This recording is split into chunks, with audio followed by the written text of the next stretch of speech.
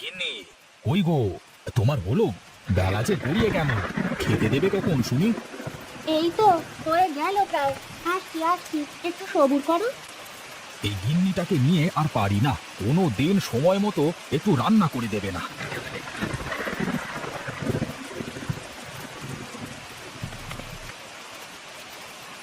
আহা, ডালপুরি! বৃষ্টির দিনে গরম গরম ডালপুরি খাওয়ার মজাটাই আলাদা। শুনেই কেমন মুখে জল চলে আসে। হয়েছে হয়েছে, এখন আর কথা না বাড়িয়ে তাড়াতাড়ি করে খাওয়া দাওয়া করে নাও তো দেখি। হুম, হুম। আহা গিন্নি, তোমার হাতে ডালপুরি খেয়ে আমার মায়ের কথা মনে পড়ে গেল গো। আমার মা ছোটবেলাতে ঠিক এমন করে বৃষ্টির দিনে আমাকে ডালপুরি বানিয়ে খাওয়াতো গো। আহা, সেই স্মৃতি। আহারে, আমি জানি তো তুমি তোমার মাকে অনেক ভালোবাসতে। এখন খেয়ে নাও, আজ আবার বাজারের হাট। তাড়াতাড়ি দোকান খোলো গিয়ে। হ্যাঁ গো গিন্নি, তাই তো যাচ্ছি। নাও নাও, এই প্লেটগুলো ঘরে রেখে এসো। আর আমার বাজারের থলেটা নিয়ে এসো দেখি।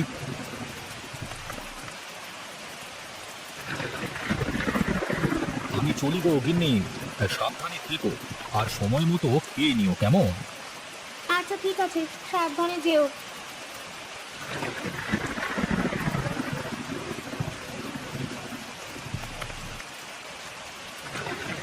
এই নদীন, এই দেখ দেখ, ছাতা মুড়ি দিয়ে কে যাচ্ছে? কে আবার?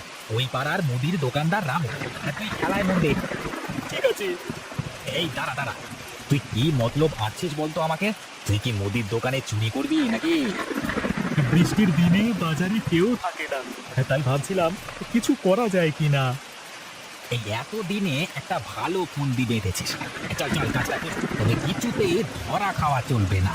সেদিন গরু চুরি করে ধরা পড়ে মারি কি মারটাই না খেয়েছি। ওহ, আজও ব্যথা মরেনি গো, ক্যাঁকালটা এখনো ব্যথা। আর সাথে তো জুতোর মালা ফিরি।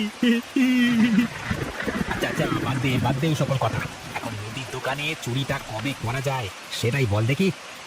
বললি তো আর চুরি করা যায় না। এই কাজের আগে কিছু খবর নিতে হবে। খবর নিতে হবে? তা কি খবর নিতে হবে বলতো শুনি। এই যে দোকানে কবে বেশি কেনা বেচা হয়, দোকানে কবে বেশি টাকা রেখে দোকানে বাড়ি চলে যায়, এইসব আর কি। আচ্ছা আচ্ছা, আমি সব খবর নিয়ে তোকে জানাচ্ছি, ঠিক আছে? ঠিক আছে, কাজে লেগে পড়।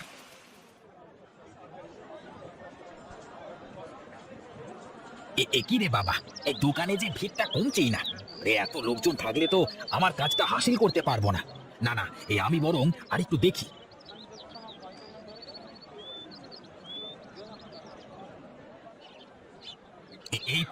এই তো দোকান একদম ফাঁকা। যাই যাই, এখন গিয়ে সব খবর নিয়ে আসি। কি ভাই, কি লাগবে তোমার? তুমি কে গো? তোমাকে তো এই গায়ে আগে দেখিনি। এই তো কাজ হয়েছে। বেটা আমাকে চিনতে পারেনি। এই যে ভাই, কি ভাবছেন? না ভাই, কই কিছু না তো। আমি এক মুসাফির ভাই, আমার কোনো ঠিকানা নেই। এই পথে পথে ঘুরি। আমার এক সময় তোমার মতো বড় দোকান ছিল গো। তখনকার সময় দিন প্রায় ৩-৪ হাজার টাকা বেচা কেনা হতো, বুঝলে? বলেন কি দাদা? তাহলে তো সে বিরাট ব্যাপার। কিন্তু আপনার আজ এই অবস্থা কেন? সে কথা আর বলবেন না দাদা। একদিন বেচা কেনা করে সব টাকা নিয়ে বাড়ি ফিরছিলাম। সেই দিন একটু রাত হয়ে গিয়েছিল আর কি। তা মাঝপথে ডাকাত পড়ে আমার সব টাকা নিয়ে যায়। তারপর থেকে আবার এই দশা। না ভাই, আমাদের এইদিকে এইরকম সমস্যা দেখিনি কখনো। আমি তো রাত বিরেতে টাকা নিয়েই বাড়ি ফিরি। আরে না না, টাকা কড়ি দোকানে রাখাই ভালো দাদা, বুঝলে? প্রায় লাখ 10 টাকা আছে আমার কাছে। তা এত টাকা দোকানে রেখে কি আর ঘুম হয় নাকি দাদা? আরে শোনো দাদা, তোমাকে একটা কথা বলি। টাকা কড়ি দোকান থেকে চুরি যাওয়ার ভয়টা কম, বুঝলে? কেননা দোকান থেকে চুরি করা অনেক কঠিন ব্যাপার। তারপরও বাজারে পাহারা চলে রাতে। আর যদিও বা চুরি যায়, তাহলে বাজার কমিটি এই টাকাটা আবার দিয়ে দেবে তোমাকে। তা সব দিক থেকে সুবিধা না, কি বলো? সবই ঠিক আছে দাদা, কিন্তু টাকা দোকানে রাখলে আমার ঘুম আসবে না দাদা। দেখো, তোমার যেটা ভালো লাগে সেটাই করো। আমি চললাম।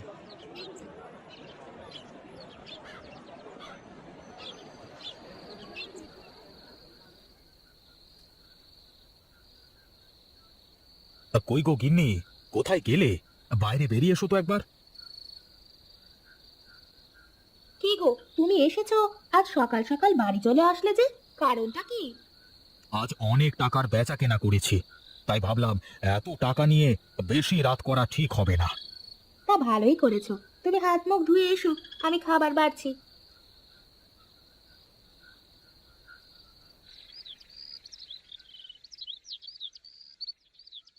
কি রে, কিছু খবর পেলি? পেয়েছি পেয়েছি, দারুণ খবর পেয়েছি। আমাদের কাজটা একদম সহজ হয়ে গিয়েছে। আচ্ছা দেখি বলতো, কি খবর নিয়ে আসলি? ওই বেটা হুঁদুমুকোর কাছে না প্রায় লাখ দশেক টাকা থাকে, আর ওই টাকা মালটা প্রতিদিন বাড়ি নিয়ে যায়। আহা, তাহলে তো ব্যাপারটা কঠিন হয়ে পড়বে। কেন রে, কেন কঠিন হবে কেন? অন্ধকারে বেটার হাত থেকে থলেটা নিয়েই সটকে পড়বো, মালটা জানতেই পারবে না, পুরো অসারে মেরে দিয়ে চলে যাবো। হ্যাঁ তাই তো করবি, যাতে সব দোষ আমাদের ঘাড়ে এসে পড়ে। আরে তাই তো, এই গ্রামে চুরি হলেই তো আমাদের ঘাড়ে দোষ পড়বে, আর মোড়ল মশাই তুলে নিয়ে গিয়ে পিটিয়ে সব কথা বের করে নেবে। এ বাবা, সব প্ল্যান চপাট হয়ে গেল রে। ইস, কোনো প্ল্যান চপাট হয়নি। আমার কথা মন দিয়ে শোন, কাল রাতে আমরা চুরি করব, আর আজ রাতে তুই আমার কথা মতো কাজ করবি, বুঝলি? কি কাজ? ওরে এক কচু পোড়া, এ তো সাপও মরবে আর লাঠিও ভাঙবে না। যা যা, তুই আমার কথা মতন কাজ কর। তুই কোনো চিন্তা করিস না, আমি সব কাজ করে রাখবো।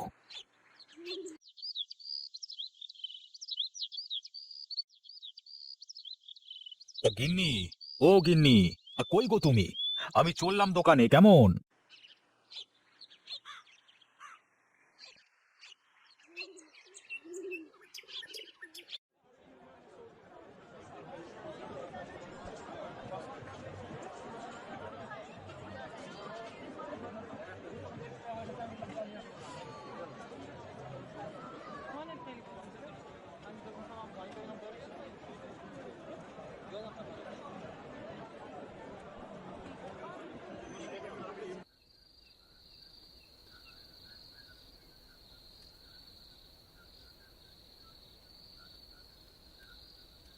এই যা, এখনই আমার টাকাগুলো গিয়েছিল গো।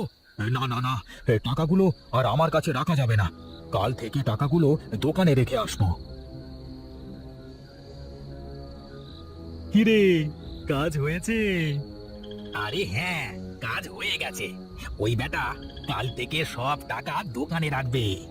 ঠিক আছে, তুই বাড়ি যা, আমি আজ রাতে সাবানের উপরে ওর দোকানের চাবির ছাপ বসিয়ে নেব, তারপর কাল রাতে কেল্লা ফতে এই মালকড়ি সব আমাদের পকেটে ঢুকবে।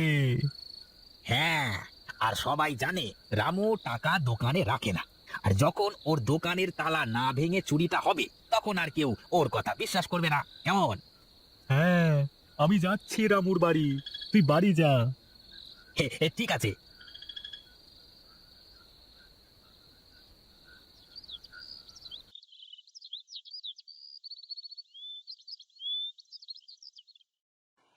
কি রে খগেন, তোর কাজ হয়েছে?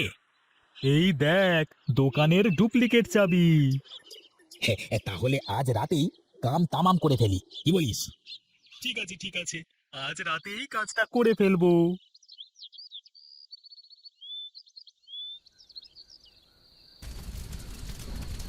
কই গো গিন্নি, খেতে দাও। আসছি গো, আসছি।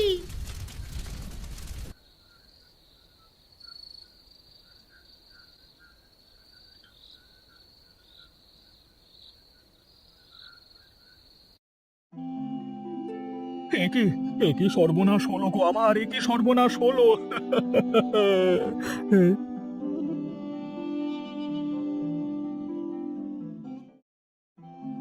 কি হয়েছে দাদা তোমার? কারা যেন আমার দোকানের সব টাকা পয়সা চুরি করে নিয়ে গেছে। ভন্ডামিরা জায়গা পাও না তাই না? নিজে সব টাকা বাড়িতে রেখে দিয়ে এখন নাটক করছো।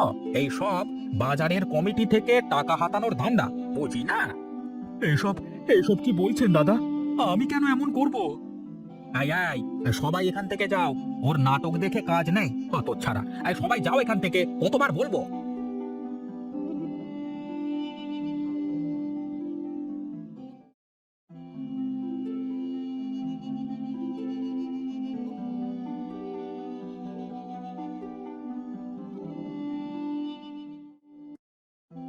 কি গো, তুমি এই অসময়ে বাড়ি আসলে যে? কি হয়েছে? সে কথা আর বলো না গিন্নি, সর্বনাশ হয়ে গেছে গো, সর্বনাশ হয়ে গেছে। কি হয়েছে? দুঃখ করো না গো, আমরা গরিব মানুষ, আমাদের কথা কেউ বিশ্বাস করবে না। যা হবার পরে দেখা যাবে। কিন্তু কিন্তু ব্যাংক থেকে যে টাকাগুলো নিয়েছি তা পরিশোধ করব কি করে? আমার মাথায় একটা বুদ্ধি আছে। কি বুদ্ধি গিন্নি? তুমি বাড়ির সামনে একটা ডালপুরির দোকান করো, দেখবে বৃষ্টির মৌসুমে কয়েকদিনের মধ্যেই দোকানটা জাঁকজমক হয়ে যাবে। তুমি কথাটা খারাপ বলনি কিন্তু গিন্নি। বেশ বেশ, আমি কাল থেকে কাজটা শুরু করে দেব।